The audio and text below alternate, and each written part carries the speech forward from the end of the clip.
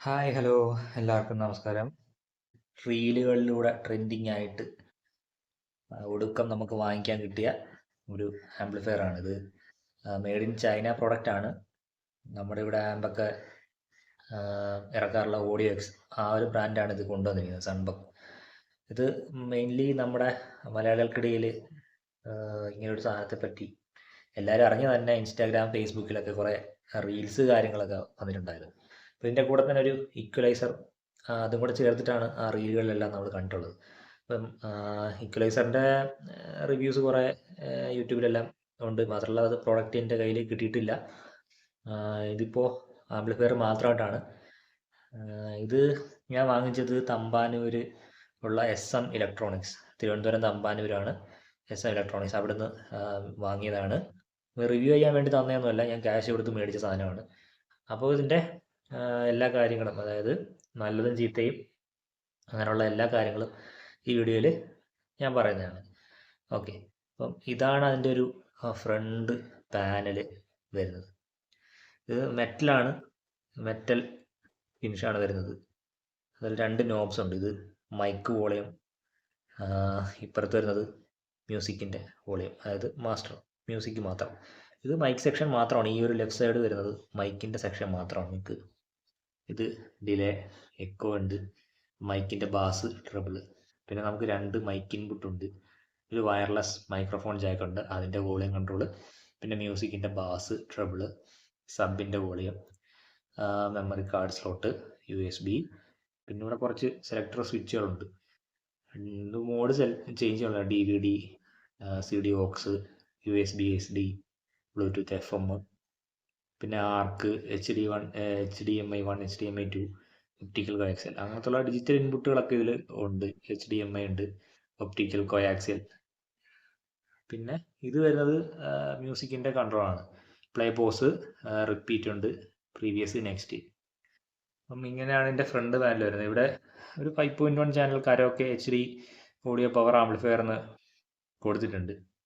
അപ്പോൾ ഇത് മെയിൻലി 2.1 ആണ് എന്നാണ് എല്ലാവരും പറഞ്ഞത്. അത് അങ്ങനെ തന്നെയാണ് അതിൻ്റെ സപ്ലൈ ചെയ്യുന്ന ഓഡിയോക്സ് കമ്പനിക്കാരും പറഞ്ഞതെന്നാണ് കടയിൽ ഉള്ള ചേട്ടൻ നമ്മുടെ അടുത്ത് പറഞ്ഞത്. അപ്പോൾ അങ്ങനെ യൂസ് ചെയ്യാനാണ് അവർ റെക്കമെൻഡ് ചെയ്യുന്നത്. എന്നാലും ഞാനിതിപ്പോൾ അതിന് 5.1, അതായത് 5 ചാനലും ഒരു സബും കണക്ട് ചെയ്തിട്ടുണ്ട്. ഇതിൻ്റെ മോഡൽ നമ്പർ വരുന്നത് AV 5100 HD എന്നൊക്കെയാണ്. അപ്പോൾ നമുക്ക് ഇതൊന്ന് നോക്കാം. ഇതിൻ്റെ മെയിൻലി നോക്കുകയാണെങ്കിൽ ഇതിൻ്റെ ഒരു കേസും ഒക്കെയാണ് അത്യാവശ്യം നല്ല ക്വാളിറ്റി, ഒരു AVR-നൊക്കെ വരുന്ന പോലത്തുള്ള ആ ഒരു എയർ വെൻറ്റ് കാര്യങ്ങളൊക്കെ പ്രൊവൈഡ് ചെയ്തിട്ടുണ്ട്. ഇതിൻ്റെ പവർ പ്ലഗ് നോക്കുകയാണെങ്കിൽ സ്ക്വയർ ടൈപ്പ്, അതായത് ഫോറിൻ കൺട്രീസിലൊക്കെ കണ്ടുവരുന്ന ആ ഒരു സ്റ്റാൻഡേർഡ് ടൈപ്പ് പ്ലഗാണ് വരുന്നത്. അപ്പോൾ ഇത് നമുക്കൊന്ന് ഓൺ ചെയ്യാം.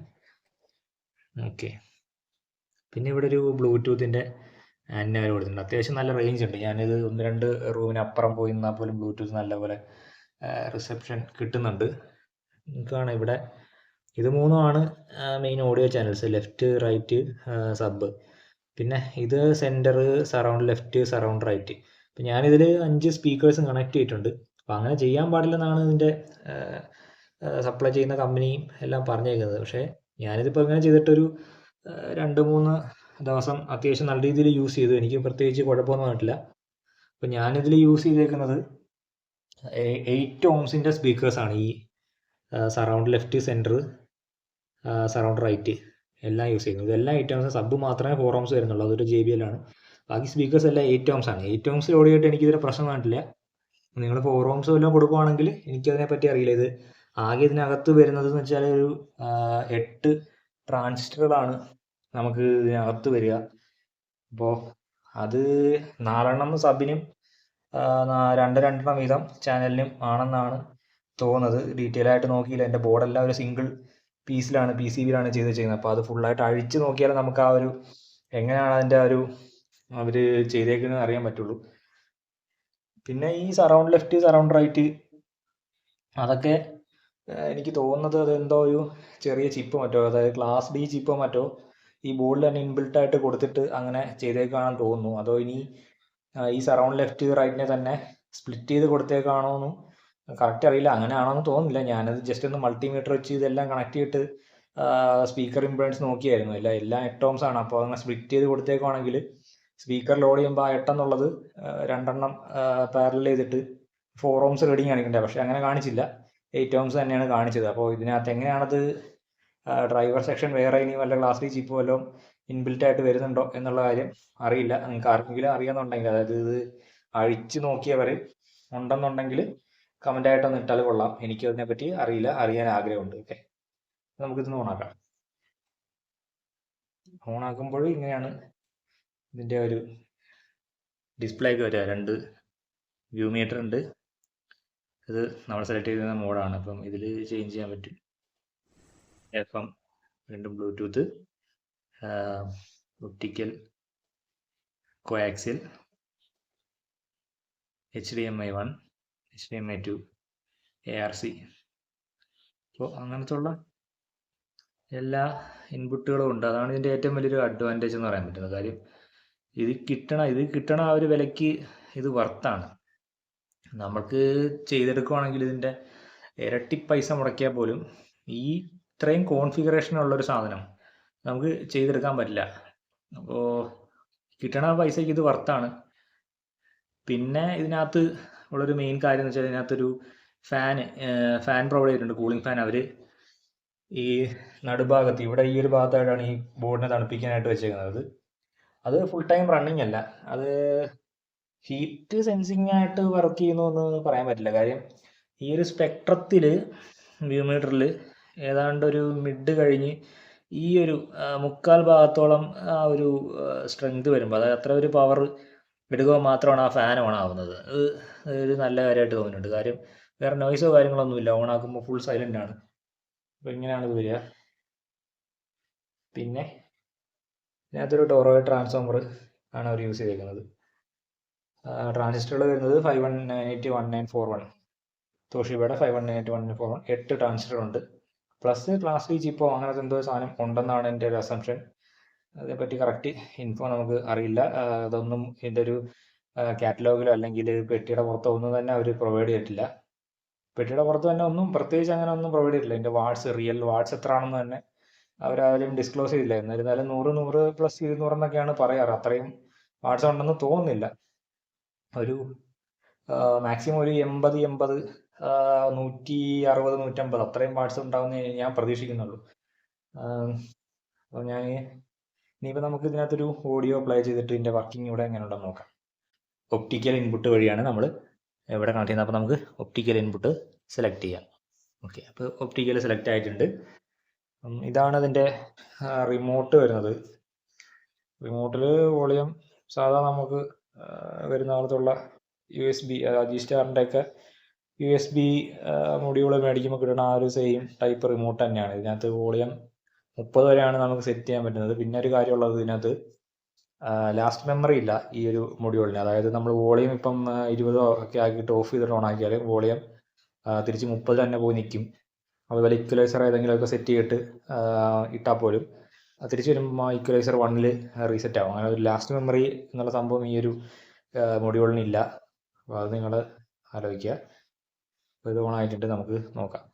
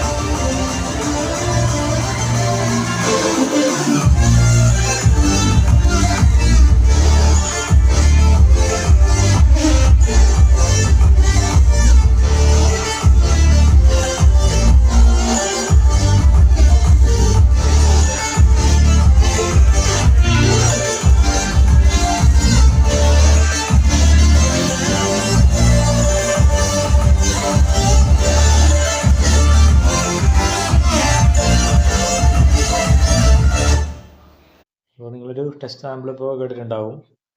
അപ്പോൾ ഇതിനകത്തൊരു കാര്യം എനിക്ക് പറയണമെന്ന് വെച്ചാൽ, ഇതിപ്പോൾ നമ്മൾ ഒപ്റ്റിക്കൽ വഴിയോ ഒക്കെ കണക്ട് ചെയ്യുമ്പോൾ അത്യാവശ്യം നല്ല ഓഡിയോ ക്വാളിറ്റി നമുക്ക് കിട്ടുന്നുണ്ട്. കാര്യം അല്ല, നമ്മൾ ഈ ബ്ലൂടൂത്ത് മൊഡ്യൂൾ വഴി കണക്ട് ചെയ്തിട്ട് നോക്കുകയാണെന്നുണ്ടെങ്കിൽ ഇതിനകത്ത് ഈ ഒരു ബാസ് ട്രബിൾ, അതായത് ഈ ടോൺ കൺട്രോൾ ഭയങ്കര ഫ്ലാറ്റ് റെസ്പോൺസ് ആണ് തരുന്നത്. അതായത് ഒരു ട്രബിൾ പിന്നെയും കുഴപ്പമില്ല, അത്യാവശ്യം നമുക്ക് കിട്ടുന്നുണ്ട്. ഈ ബാസ് കൺട്രോൾ നമ്മൾ മിനിമത്തിലിട്ടിട്ട് മാക്സിമത്തിൽ ഇട്ടാലും വലിയൊരു ചേഞ്ച് ഇത് വരുന്നില്ല. ബാസ് വലുതായിട്ട് തന്നെ ഈ ലെഫ്റ്റ് റൈറ്റ് ചാനലിൽ ബാസ് തീരെ കിട്ടുന്നില്ല എന്ന് തന്നെ പറയാം. ഞാൻ യൂസ് ചെയ്യുന്നത് 8 ഇഞ്ചിൻ്റെ വൂഫർ ആണ് ഡോഗി സൗണ്ടിന്. അത് സാധാരണ അത്യാവശ്യം നല്ല രീതിയിൽ ബാസ് റെസ്പോൺസ് ഉള്ള ഒരു സെറ്റപ്പാണ്. അങ്ങനെ ആണ് ഇത് ട്യൂൺ ചെയ്ത് വെച്ചിരിക്കുന്നത്, ബോക്സ് കാര്യങ്ങളെല്ലാം. അപ്പോൾ അതിൽ നല്ലൊരു ബാസ് റെസ്പോൺസ് ചെയ്തിട്ട് ഇതിൻ്റെ ഈ ഒരു ഇൻബിൽറ്റ് ടോൺ കൺട്രോൾ വഴി കിട്ടുന്നില്ല. എനിക്ക് തോന്നുന്നു ഇതിൻ്റെ കൂടെ അവർ പ്രൊവൈഡ് ചെയ്യുന്ന ആ ഒരു ഇക്വലൈസർ കൂടെ ചേർത്തിട്ട് യൂസ് ചെയ്യുകയാണെങ്കിൽ നല്ല ഒരു റെസ്പോൺസ് ഉണ്ടാവും. അപ്പോൾ അങ്ങനെ ആയിരിക്കും അവർ ഡിസൈൻ ചെയ്തിരിക്കുന്നത്. അപ്പോൾ അതിൻ്റെ കൂടെ യൂസ് ചെയ്യേണ്ട ഒരു ആമ്പാണ് ഇത്. അങ്ങനെയാണ് നമ്മൾ കണ്ടിട്ടുള്ളത്. റീലുകളും കാര്യങ്ങളെല്ലാം ഇത് രണ്ടും കൂടെ സെറ്റ് ചെയ്തിട്ടുള്ളൊരു സെറ്റപ്പാണ് കണ്ടിട്ടുള്ളത്. അപ്പോൾ അങ്ങനെ യൂസ് ചെയ്യുകയാണെങ്കിൽ ഇത് നല്ല റെസ്പോൺസ് ഉണ്ടാവും. മേ ബി അതുകൊണ്ടായിരിക്കാം ഇതിനകത്ത് അത്ര ഒരു ക്വാളിറ്റി അവർ കൊണ്ടുവരാഞ്ഞത്. ഈ ഒരു സാധനത്തിന് അത്ര ഒരു ബെറ്റർ ആയിട്ടുള്ളൊരു ഫ്രീക്വൻസി റെസ്പോൺസ് കിട്ടുന്നില്ല എന്ന് ഞാൻ പറയുള്ളൂ. ബാസ് അത്ര ഫുൾ ഇട്ടാൽ പോലും നമുക്ക് ആ ഒരു ബാസ് കിട്ടുന്നില്ല. പിന്നെ ഈ സബിൻ്റെ വോളിയം കൺട്രോൾ കൂടെയാണ് വരുന്നത്. സബിനകത്ത് അത്യാവശ്യം മിഡിഷ് ആയിട്ടുള്ളൊരു ബാസാണ്, അതായത് വോക്കൽ നല്ലപോലെ ഇറങ്ങി വരുന്നുണ്ട്. അതൊരു കണക്കിന് പറഞ്ഞാൽ നല്ലതാണെന്ന് പറയാം. കാര്യം ചില സിസ്റ്റംസ് നമ്മൾ നോക്കുകയാണെങ്കിൽ അതിൽ ബാസ് ഭയങ്കര വേറെ വഴിക്കും സോങ് വേറെ വഴിക്കുമായിട്ടും ഫീൽ ചെയ്യും. അതായത് ഒരു ഇത് തമ്മിലൊരു ചേർച്ചയില്ല, ബ്ലെൻഡിങ് ഇല്ലാത്ത പോലത്തെ ഒരു ഫീൽ ഉണ്ടാവാറുണ്ട്. പക്ഷേ ഇതങ്ങനെയല്ല, ബ്ലെൻഡായിട്ടുള്ളൊരു സൗണ്ടാണ് നമുക്ക് കിട്ടുന്നത് ടോട്ടലി. പിന്നെ സാധാ ഇവിടെ നമ്മൾ അസംബിൾ ചെയ്യുന്ന സബിൻ്റെ ആംപ്ലിഫയറുകളുടെ ഒരു പവർ, അത്രയ്ക്കൊരു പവർ നിങ്ങൾ പ്രതീക്ഷിച്ചതാരും വാങ്ങരുത്. അത്യാവശ്യം വീടുകൾക്ക് യൂസ് ചെയ്യാൻ പറ്റിയ ഒരു ആംപ്ലിഫയർ, ഈ കൊടുക്കണ വിലയ്ക്ക് 100% അതിൽ കൂടുതലും പെർഫോമൻസ് ഉണ്ടെന്ന് തന്നെ പറയാം. കാര്യം ഈ ഒരു വിലയ്ക്ക് ഒരു കാരണവശാലും നമുക്ക് ഇങ്ങനൊരു സിസ്റ്റം ഉണ്ടാക്കിയെടുക്കാൻ പറ്റത്തില്ല. അത് വെച്ച് നോക്കുമ്പോൾ ഇത് വാല്യൂ ഫോർ മണി ഭയങ്കര വർത്താണെന്ന് ഞാൻ പറയുള്ളൂ. നിങ്ങൾക്ക് കൂടുതൽ ബാസ് വേണം എന്നുണ്ടെങ്കിൽ, അതായത് ഒരുപാട് ലോ ബാസ് ഡീപ്പായിട്ടുള്ള ബാസ് ഇതിൽ നിന്ന് പ്രതീക്ഷിക്കേണ്ട. അത് വേണമെന്നുണ്ടെങ്കിൽ ഒരു ഓൾറെഡി ഇതിനകത്ത് പുറകിലൊരു ഓഡിയോ ഔട്ട് കൊടുത്തിട്ടുണ്ട്. അതുവഴി ഒരു എക്സ്ട്രാ ഒരു സബ്ബോ അല്ലെങ്കിൽ ആക്റ്റീവ് സബ്ബോ അല്ലെങ്കിൽ ഒരു സബ് ആംപ്ലിഫയർ വഴി നിങ്ങളുടെ കയ്യിലുള്ള ഒരു സബ്ബോ അങ്ങനെ എന്തെങ്കിലുമൊക്കെ വർക്ക് ചെയ്യിപ്പിച്ചാൽ അത്യാവശ്യം നല്ല രീതിയിൽ ബാസ് റെസ്പോൺസ് ഇതിന് കിട്ടും. അല്ലാതെ നോക്കുകയാണെങ്കിൽ ഇത് നല്ലതാണ്. പിന്നെ സിനിമ കാണാനായിട്ടാണെങ്കിലും അങ്ങനെ ഒരു ശരിക്കുള്ളൊരു സറൗണ്ട് എഫക്റ്റോ അങ്ങനത്തെ കാര്യങ്ങളൊന്നും കിട്ടണില്ല. ജസ്റ്റ് ഈ ലെഫ്റ്റ് റൈറ്റ് ചാനലിൻ്റെ ഓഡിയോ തന്നെയാണ് സറൗണ്ടിലും വരാറ്. സെൻറ്ററിൽ ഇത് രണ്ടും കൂടെ ഒരു മോണോ ആക്കിയിട്ടുള്ള സൗണ്ടും കിട്ടുന്നുണ്ട്. അപ്പോൾ ജസ്റ്റ് നിങ്ങൾക്ക് സിനിമയൊക്കെ കാണാം, സൗണ്ട് കിട്ടും. അതായത് TV സ്പീക്കർ വെച്ച് കേൾക്കുന്നതിനേക്കാൾ നല്ലതുപോലെ കേൾക്കാൻ പറ്റും. പക്ഷേ ആ ഒരു സറൗണ്ട് അല്ലെങ്കിൽ ഡോൾബി DTS അങ്ങനത്തെ ഉള്ള സാധനങ്ങളൊന്നും ഇത് എടുക്കില്ല. ജസ്റ്റ് ആ ഒരു സൗണ്ട് നമുക്ക് നല്ലപോലെ കേൾക്കാൻ പറ്റും എന്നുള്ളൊരു സെറ്റപ്പ് മാത്രമേ ഉള്ളൂ. അപ്പോൾ അങ്ങനത്തെ ഉള്ള അതാണ്. അല്ലാതെ നിങ്ങൾ പ്രോപ്പർ 5.1 ആയിട്ട് ഇതിനെ പരിഗണിക്കാൻ പറ്റില്ല. പിന്നെ ഒരു പ്രോബ്ലം എനിക്ക് ഇതിനകത്ത് വന്നതെന്ന് വെച്ചാൽ, ഇതിൽ നമ്മൾ OTT വഴി സിനിമ കാണുകയാണെങ്കിൽ ഒപ്റ്റിക്കൽ വഴിയാണ് ഞാൻ കണക്ട് ചെയ്തേക്കുന്നത്. അപ്പോൾ അതിനകത്ത് അതായത് ഞാനിപ്പോൾ യൂസ് ചെയ്തേക്കുന്നത് MIയുടെ 4K ബോക്സാണ്. അതിനകത്ത് വോളിയം മാക്സിമം 15 വരെയാണ് ഇടാൻ പറ്റുന്നത്. അപ്പോൾ നമ്മളൊരു 10-ലൊക്കെ ഇട്ടിട്ട് ഇതിൻ്റെ വോളിയം കൂട്ടി വെക്കുകയാണെങ്കിൽ ഇടയ്ക്കിടയ്ക്ക്, അതായത് ഈ ഡയലോഗ്, സിനിമയുടെ ഡയലോഗ് ഇടയ്ക്ക് ഒരാൾ പറഞ്ഞു നിർത്തിയിട്ട് അടുത്ത ഒരാൾ പറഞ്ഞു തുടങ്ങാനൊരു ഗ്യാപ്പ് ഉണ്ടാവുമല്ലോ, ഇടയ്ക്കൊരു കുറച്ച് സമയം ക്വയറ്റായിട്ടിരിക്കും. ആ ഒരു സമയത്ത് ഇതൊരു ഓഡിയോ കട്ടായിട്ട് മറ്റേ ആൾ ഡയലോഗ് ഡെലിവറി ചെയ്യുമ്പോഴത്തേക്ക് ഇത് ഓണാവും. അപ്പോൾ ആ ഒരു ജസ്റ്റ് ആ ഒരു തുടങ്ങണ ആ ഒരു fraction of a second audio കട്ടാവും. നമുക്ക് ആ ഒരു ക്ലാരിറ്റി കിട്ടില്ല. അതായത് അവർ പറഞ്ഞതിൻ്റെ ഒരു പാതി ഭാഗം അവിടെ നമുക്ക് കേൾക്കാൻ പറ്റില്ല. അത് ഓണായി വരുമ്പോഴത്തേക്ക് ആ ഒരു ഭാഗം കഴിഞ്ഞു പോയിട്ടുണ്ടാവും. അപ്പോൾ അങ്ങനെ ഒരു ഇഷ്യൂ എനിക്ക് ഫീൽ ചെയ്തിട്ടുണ്ട്. അപ്പോൾ അത് അത്ര വലിയ പ്രശ്നമാക്കേണ്ട കാര്യമില്ല. പക്ഷേ നമ്മൾ കൊടുത്തേക്കുന്ന ഈ ഒരു എക്സ്റ്റേണൽ ഡിവൈസിൻ്റെ വോളിയം ഫുൾ ഇട്ടാൽ, അതായത് ഞാനിപ്പോൾ യൂസ് ചെയ്യുന്ന MI 4K ബോക്സിൻ്റെ വോളിയം 15 ഫുള്ളിൽ സെറ്റ് ചെയ്തിട്ട് ഇത് യൂസ് ചെയ്യുകയാണെങ്കിൽ അങ്ങനെ ഒരു പ്രശ്നം വരുന്നില്ല. എനിക്ക് തോന്നുന്നത് ആ ഒരു ഓഡിയോ സ്ട്രെങ്ത് കുറവായതുകൊണ്ടായിരിക്കണം അത് ഓട്ടോ ഡിറ്റക്ട് ചെയ്ത് ഓഫ് ആവുന്നതാണെന്നാണ് തോന്നുന്നത്. അതൊരു ഫുള്ളിൽ ഇട്ട് കഴിഞ്ഞാൽ ഈ ഒരു പ്രശ്നം വരുന്നില്ല. പിന്നെ നമ്മളിൻ്റെ ഇൻപുട്ട് കാര്യങ്ങളെല്ലാം ചെക്ക് ചെയ്തു, മൈക്ക് കണക്ട് ചെയ്ത് നോക്കിയിട്ടുണ്ട്. അത്യാവശ്യം കുഴപ്പമില്ല. ചെറിയൊരു നോയ്സ് മൈക്ക് കണക്ട് ചെയ്യാൻ വരുന്നുണ്ട്. അത്ര ഒരു സൈലൻ്റ് എന്ന് പറയാൻ പറ്റില്ല, എന്നാലും ഓക്കെ, കുഴപ്പമില്ല. അത്യാവശ്യം നല്ല രീതിയിൽ നമുക്ക് യൂസ് ചെയ്യാൻ പറ്റും. അപ്പോൾ ഇത്രയൊക്കെ ഉള്ളൂ. നിങ്ങൾക്ക് ഈ പ്രോഡക്റ്റ് വാങ്ങിക്കാം. അതായത് നിസ്സാര പൈസ വരുന്നുള്ളൂ. നാട്ടിലൊക്കെ നമ്മൾ 2.1 ആമ്പ് ചെയ്യണമെങ്കിൽ എങ്ങനെ പോയാലും ഒരു 8 രൂപ 10 രൂപയൊക്കെ ആവാറുണ്ട്. ആ ഒരു റേഞ്ച് തന്നെ വരുന്നുള്ളൂ ഇതിന്. 8 രൂപ ആ ഒരു റേഞ്ചൊക്കെ വരുന്നുള്ളൂ. അപ്പോൾ നിങ്ങൾക്ക് താല്പര്യം ഉണ്ടെന്നുണ്ടെങ്കിൽ ഞാൻ തമ്പാനൂരുള്ള SM ഇലക്ട്രോണിക്സിൻ്റെ നമ്പർ ഡിസ്ക്രിപ്ഷനിൽ കൊടുത്തേക്കാം. നിങ്ങൾ വിളിച്ച് നോക്കുക. ഐറ്റം അവൈലബിൾ ആണെന്നാണ് തോന്നുന്നത്. ഒരുപാട് സെയിലുണ്ടെന്ന് പറഞ്ഞു. ഇനി വന്ന സ്റ്റോക്ക് തീർന്നെന്നറിയില്ല. അത്യാവശ്യം നല്ല മൂവ്മെൻ്റ് ഉള്ള സാധനമാണ്. അപ്പോൾ ഇതിന് അധികകാലം നമുക്ക് കിട്ടുമോ എന്നും അറിയില്ല. കാര്യം ഇവിടുന്ന് ഇമ്പോർട്ട് ചെയ്ത് വരുന്ന സാധനമാണ്. അതുകൊണ്ട് ഇനി എത്ര കാലം ഇനി ഇതിവിടെ വരും എന്ന് പറയാൻ പറ്റില്ല. അപ്പോൾ വാങ്ങാൻ താല്പര്യമുള്ളവർ പെട്ടെന്ന് വാങ്ങിച്ചു വെച്ചോ എന്ന് ഞാൻ പറയുള്ളൂ. ഓക്കെ, അപ്പോൾ ഇത്രയൊക്കെ ഉള്ളൂ ഇതിൻ്റെ കാര്യങ്ങൾ. അപ്പോൾ അടുത്തൊരു വീഡിയോ ആയിട്ട് വീണ്ടും കാണാം.